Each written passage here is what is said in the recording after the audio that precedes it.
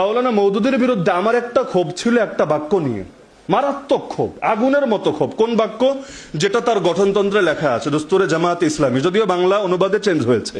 বাংলা অনুবাদে দেখবেন ওই আকীদার অংশে একটা বাক্য আছে যে আমরা আল্লাহ রসুল ছাড়া কাউকে ভুলের ঊর্ধ্বে মনে করি না।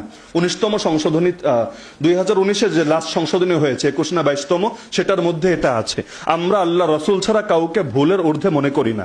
কিন্তু মাওলানা মওদুদের বাক্য এটা ছিল না। ওনার বাক্য ছিল হাম রসুল্লাহকে সেবা কিসি কো তনকিদ সে বালাতা नहीं समझते। যারা উর্দু বোঝেন আশা করি বোঝার কথা। হাম রসুল্লাহ কে সেওয়া কিসি কো তনকিদ সে বালাতার नहीं समझते। আমার মারাত্মক ক্ষোভ ছিল এই বাক্যে। কেন? এর আক্ষরিক অনুবাদ করলে অনুবাদ দ্বারায় আমরা আল্লাহ রসুল ছাড়া কাউকে সমালোচনার ঊর্ধ্বে মনে করি না। বাক্য বোঝেন, আমরা আল্লাহ রসুল ছাড়া কাউকে সমালোচনার ঊর্ধ্বে মনে করি না। আমার ক্ষোভের পয়েন্ট কি ছিল?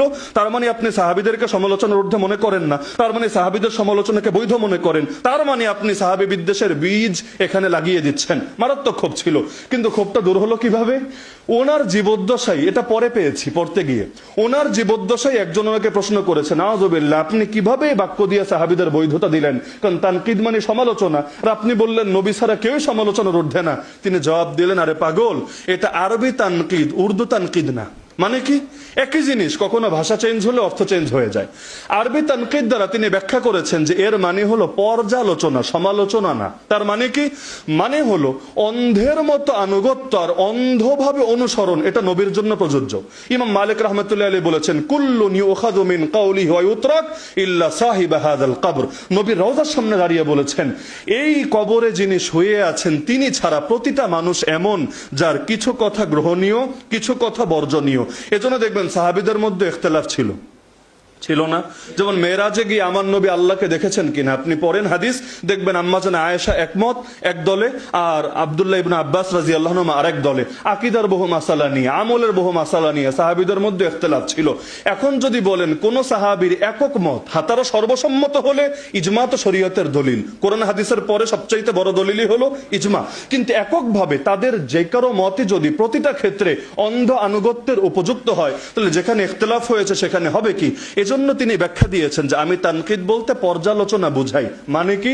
যে কোন সাহাবীর যদি একক মত পাই, সর্বসম্মত মত না, আমি এটাকে দলিলের সাথে মিলিয়ে দেখি, কোরআনের সাথে মিলাই, হাদিসের সাথে মিলাই। যদি উসুলের সাথে মিলে যায় আলহামদুলিল্লাহ, এটা মেনে নেই। যদি দেখি না, নবী বলেছেন একটা আর কোন সাহাবীর একটা বিচ্ছিন্ন মত পাওয়া গিয়েছে, আমি এই ক্ষেত্রে দলিলের আলোকে ওইটাকে প্রাধান্য দেই। এজন্য আমি তানকিদ বলেছি। না হলে সমালোচনা তো আমি কোনো মুসলমানের করাই বৈধ মনে করি না, সাহাবী তো দূরের কথা।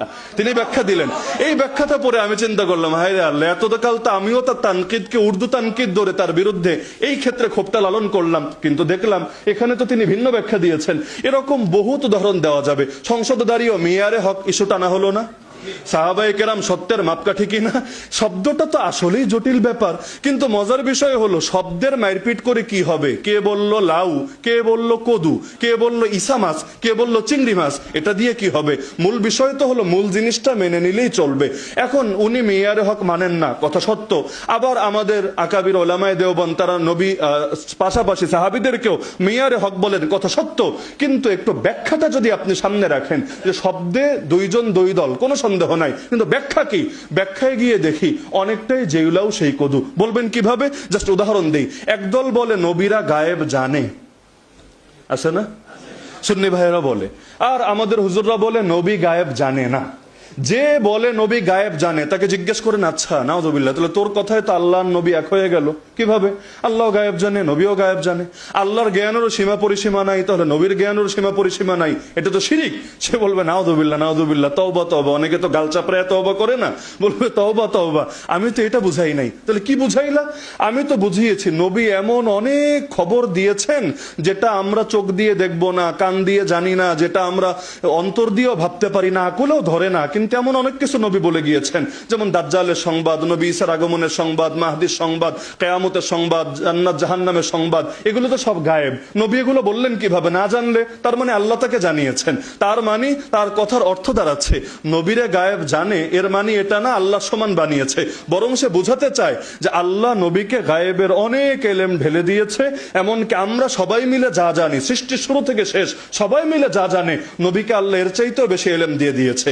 এবার আবার আমরা যারা বলি নবী গায়েব জানে না, এদেরকে জিজ্ঞেস করেন, ছি তাহলে তুই কি বলতে চাস যে নবী জান্নাত জাহান্নামের খবর দেয় নাই, কবরের খবর দেয় নাই, এবং ইমাম মাহদি দাজ্জাল ঈসা এই খবরগুলো দেয় নাই? বলবেন হাউজুবিল্লাহ, আমরা তো এটা বলি না। তাহলে কি বলো?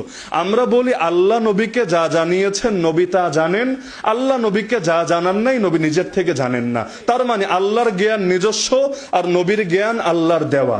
একইভাবে আল্লাহ হলেন, আল্লাহর জ্ঞানের সীমা নাই আর নবীর জ্ঞানের তো অবশ্যই সীমা পরিসীমা আছে।